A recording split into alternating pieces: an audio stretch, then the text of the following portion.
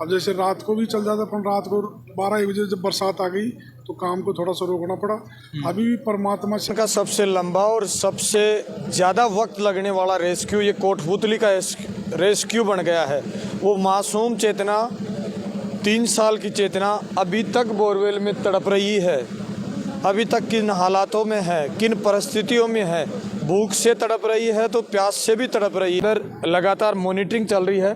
जैसे ही कुछ अच्छा अपडेट आएगा वो वहाँ देखेंगे, क्योंकि जो अंतिम प्रयास है मासूम चेतना को जो बताने का अंतिम प्रयास है, वो उसके माध्यम से जो नीचे जो कार्मिक गए हुए हैं, जो जवान हैं, वो जो नीचे जाकर जो खुदाई का कार्य कर रहे हैं, उनकी मॉनिटरिंग उस एलईडी के माध्यम से करी जा रही है। और एलईडी के माध्यम से नीचे देखा जा रहा है कि किस तरीके से खुदाई चल रही है। खुदाई का अपडेट ये है कि पथरीला कुछ पत्थर आने के कारण नीचे जो ड्रिल वगैरह का सिस्टम भी किया गया है। मशीनें और उपकरणों के साथ नीचे कार्मिक काम कर रहे हैं, कैमरा लगा रखे, और ऑक्सीजन उनकी तमाम व्यवस्थाएं करी जा रही है। अगर बात करें चेतना के ऑक्सीजन की, तो चेतना का ऑक्सीजन भी अभी तक फड़फड़ा रहा है। तो ये मौजूदा स्थिति है। लोगों की कामना और ईश्वर की प्रार्थना अभी तक चेतना के साथ जुड़ी हुई है।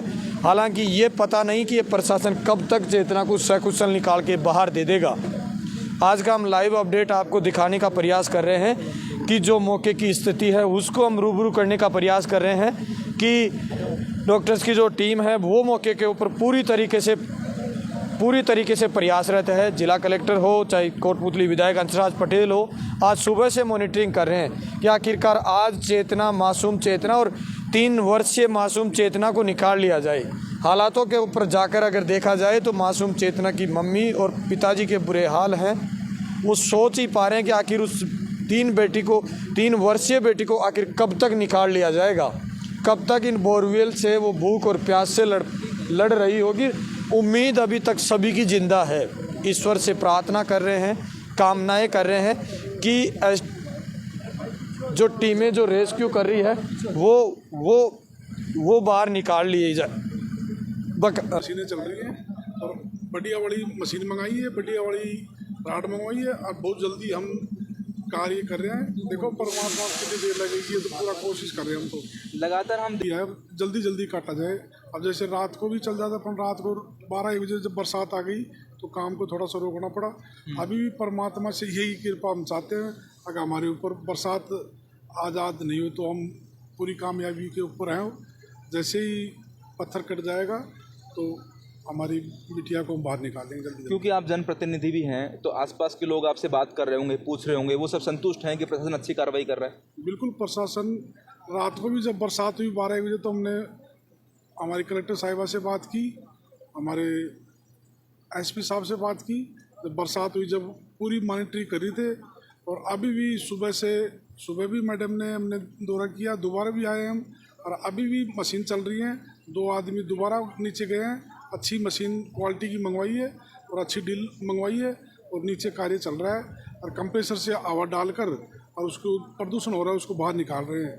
अब जो पत्थर तोड़ने में प्रदूषण हो रहा है, धूल का गुबार वहाँ निकलता है, तो कंप्रेसर से बाहर निकाल रहे हैं।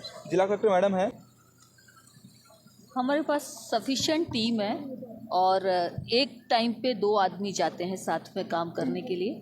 और जब वो 2 आदमी थक जाएंगे या थोड़ा सा यदि उनको डिस्कम्फर्ट फील हो रहा है या अनईजी फील होगा, तब वो उनको बाहर बुला लेंगे और दूसरे 2 आदमियों की टीम जाएगी।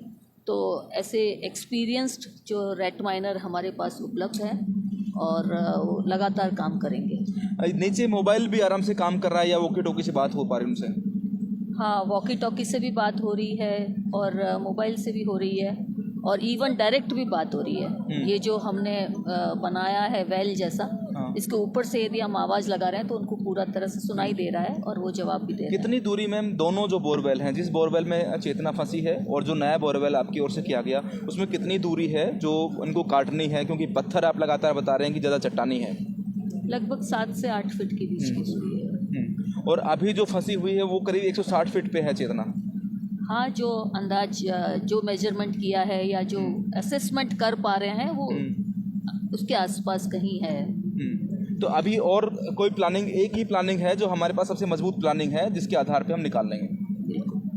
तो थैंक यू। उम्मीद है कि देखिए मौके के ऊपर जिला कलेक्टर कल्पना अग्रवाल जी आई है और विधायक हंसराज पटेल मॉनिटरिंग कर रहे हैं कि मासूम